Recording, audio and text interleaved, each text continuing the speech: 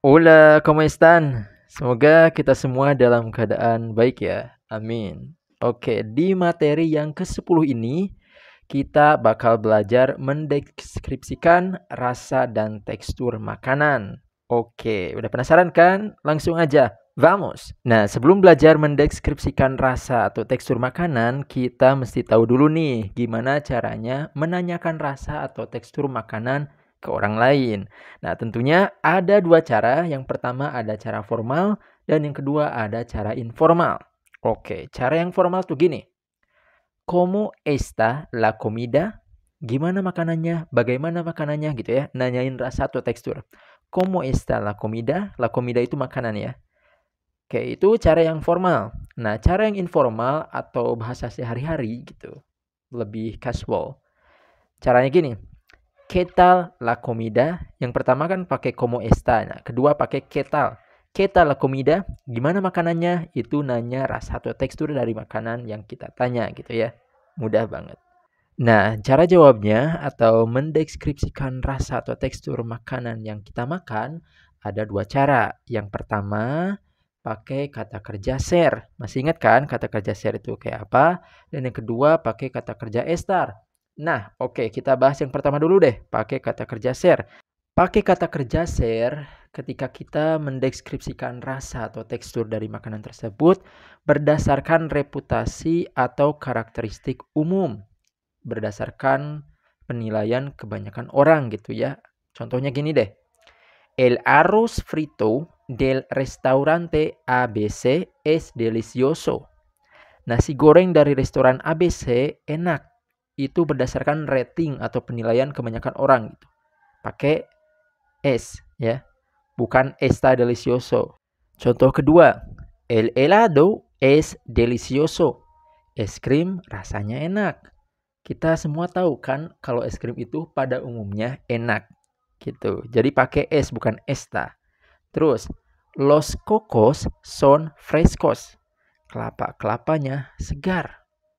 Kita tahu kalau kelapa itu menyegarkan gitu ya rasanya. Los cocos, nah kalau misalkan jamak itu esnya diganti jadi son ya. Los cocos son frescos. Frescos itu artinya segar. Ikutan jamak ya, si fresco jadi frescos gitu. Terus kalau misalkan kalimatnya negatif, cukup tambahkan no sebelum kata kerjanya. Jadi no es atau no son. Contohnya, el helado no es delicioso. Es krimnya tidak enak. Nah, terus cara yang kedua itu pakai kata kerja estar. Nah, kalau pakai kata kerja estar, kita mendeskripsikan makanan, rasa atau tekstur makanan berdasarkan pendapat pribadi atau yang dirasa saat ini, saat sedang dimakan gitu ya. Contohnya, está delicioso. Ini rasanya enak, it's delicious. Menurut pribadi nih, ketika lagi makan makanan tersebut gitu. Delicioso atau deliciosa kalau misalkan kata bendanya atau makanannya feminin. No está delicioso atau no está deliciosa. Rasanya tidak enak. Menurut saya sih, para mí no está delicioso. Menurut saya rasanya tidak enak. Oke. Terus las patatas fritas están ricas. Kentang gorengnya lezat. Karena ini jamak, las patatas fritas, jadi estanya diganti jadi estan ya.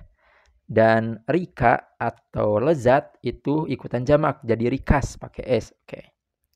Las patatas fritas están ricas. Kentang gorengnya lezat. Ini berdasarkan pendapat pribadi atau yang sedang dirasa. Gitu. Están ricas atau langsung aja deh, gak usah disebutin makanannya juga karena kita udah tahu ya. Langsung están ricas, rasanya lezat. Está rica, está delicioso. Gitu, langsung aja, gak apa-apa kalau misalkan kita atau lawan bicara kita udah tahu apa makanannya. Untuk kalimat negatifnya, cukup tambahkan no sebelum kata kerja. No están ricas, rasanya tidak lezat. No está delicioso, rasanya tidak enak. Gampang ya? Next, kita mendeskripsikan tekstur makanan. Yang pertama, berdasarkan pengalaman sebagian besar orang. Nah, ini pakai kata kerja share. Dan yang kedua, berdasarkan pendapat pribadi atau sedang kita rasakan. sedang kita kunyah gitu, menurut pribadi gitu. Belum tentu menurut orang lain sama. Itu pakai kata kerja estar. Nah, yang pertama, berdasarkan pengalaman sebagian besar orang. Pakai kata kerja ser ya. Contohnya, el pato es duro. Bebeknya alot atau keras. El pato itu artinya bebek dan duro itu artinya bisa alot atau keras gitu. Nah, kita semua kan tahu gitu. Kalau misalkan bebek pada umumnya rasanya lebih alot gitu ya dibandingkan daging ayam. Jadi pakai es. Ini berdasarkan pengalaman sebagian besar orang. El pato es duro. Bebeknya alot. Nah, kalau ini berdasarkan pendapat pribadi atau yang sedang dirasakan, sedang dimakan, itu lebih baik pakai estar. Itu menurut pendapat pribadi ya. Contohnya gini. El pato está tierno. Bebeknya empuk. Tierno itu artinya empuk ya. Nah, mungkin biasanya daging bebek itu alot gitu teksturnya. Tapi entah kenapa di restoran ABC itu misalkan si daging bebeknya empuk. Menurut saya ya misalkan. Mungkin cara masaknya di presto atau apa gitu. Jadi pakai esta gitu. Menurut pribadi atau yang sedang dirasakan gitu. El pato está tierno. Bebeknya rasanya empuk gitu. No está duro. Rasanya tidak alot. Itu menurut pribadi. Oke, masuk gak? Maksudnya gimana? Gini deh kuncinya. Kalau pakai share, kata kerja share yang es atau son, kalau misalkan jamak, itu menurut pengalaman sebagian orang atau karakteristik secara umum. Menurut rating kebanyakan orang gitu ya. Nah, kalau pakai kata kerja estar, itu menurut pendapat pribadi, apa yang kita rasa menurut pribadi, dan belum tentu sama menurut orang lain gitu. Itu kuncinya sih. Nah, ini beberapa contoh kalimat seputar mendeskripsikan rasa atau tekstur dari makanan. ¿Qué tal la hamburguesa? Gimana hamburgernya? Nah, pertanyaan ini maksudnya menanyakan rasa atau tekstur dari si hamburger yang kita tanyakan. Está rica, rasanya lezat. Nah, karena si hamburger ini feminin, kata benda feminin, karena pakai la ya, la hamburguesa.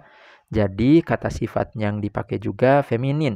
Rica, bukan rico. Kalau rico itu dipakai ketika makanannya termasuk ke dalam kategori kata benda maskulin.